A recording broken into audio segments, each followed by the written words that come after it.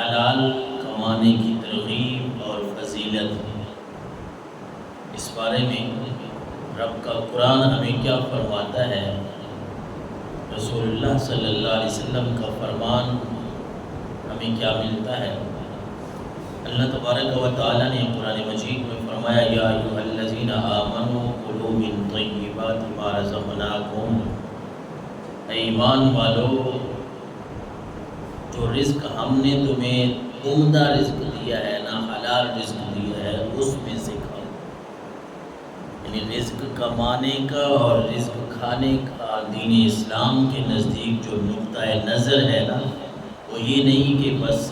جس طرح مرضی ہے کماؤ، جس طرح مرضی ہے کھاؤ، یہ نہیں ہے،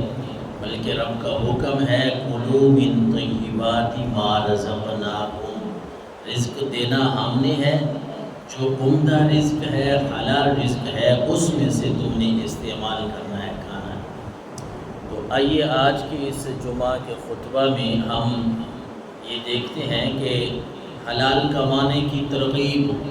سرکار دو عالم صلی اللہ علیہ وسلم نے کیسے ہمیں عطا فرمائی ہے، اس کے فوائد کیا ہے۔ معجم الاوسط کتاب کا نام ہے، حدیث مبارکہ کی کتاب ہے، عربی اردو میں ترجمہ بھی آپ کو مل جاتا ہے۔ 6495 نمبر پہ حدیث ہے، حضرت سعد بن ابی وقاص رضی اللہ تعالیٰ عنہ حضور کے صحابی ہیں، عرض کرتے یا رسول اللہ صلی اللہ علیہ وسلم دعا فرمائیے کہ اللہ تعالیٰ مجھے مستجاب الدعوات کر دے، یعنی میں دعا کروں اللہ میری دعا کو قبول کر لے، میرے لیے یہ دعا کرے۔ بات بڑی پتے کی ہے کہ آمنہ کے لال صلی اللہ علیہ وسلم اللہ کے نبی ہیں اور اللہ کے حبیب ہیں۔ آپ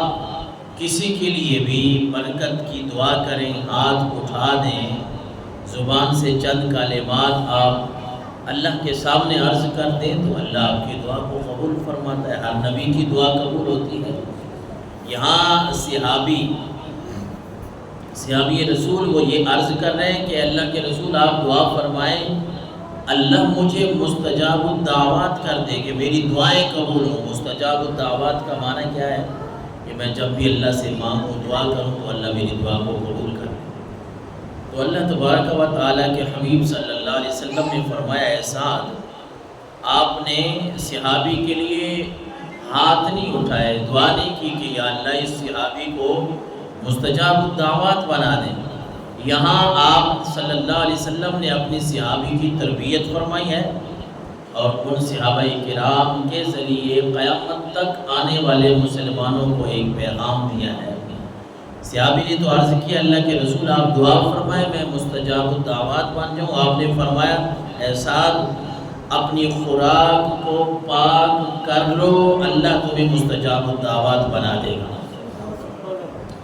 اپنے رزق کو حلال بنا لو، رزق اپنا پاک صاف کر لو، اس کے لیے کوئی تمہیں اور کام نہیں کرنا پڑے گا، بس رزق تمہاری کمائی، تمہارا حلال رزق یہی تمہیں مستجاب الدعوات بنا دے گا۔ تم مستجاب الدعوات بن جاؤ گے، یہی رزق تمہیں مستجاب الدعوات بنا دے گا۔ اور پھر رسول اللہ صلی اللہ علیہ وسلم نے ان کو فرمایا کہ اس ذات کی قسم جس کے قبضہ قدرت میں میری جان ہے، آپ نے فرمایا آدمی اپنے پیٹ میں حرام کا لقمہ ڈالتا ہے نا، کوئی انسان اپنے پیٹ میں حرام کا لقمہ ڈالتا ہے تو آقا کریم علیہ السلام نے قسم اٹھا کر فرمایا کہ 40 دن تک اس کا کوئی عمل اللہ کے ہاں قبول نہیں ہوتا۔ یعنی حرام رزق کی اتنی نحوست ہے، آپ اندازہ لگائیں،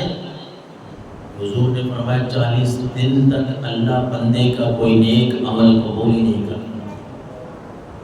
اس لیے حلال کمانے کی اسلام نے ترغیب دی ہے، حلال کھانے کی اسلام نے ترغیب دی ہے۔ آج جس معاشرے میں ہم سانس لے رہے ہیں نا، آپ کو اس بات کا علم ہے کہ یہاں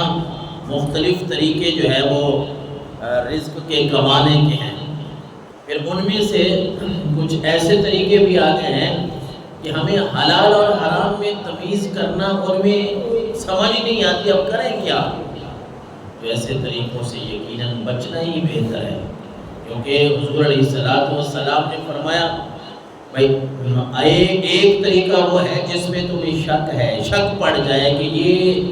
حلال ہے یا حرام ہے، تمہیں سمجھ نہیں آ رہی، تمہیں پتہ نہیں ہے، حضور نے فرمایا جس میں شک پڑ جائے اس چیز کو چھوڑ دو، جس کا یقین ہے وہ کر دو۔ برکت اسی میں ہے، برکت اسی میں ہے کہ جو بندہ حلال رزق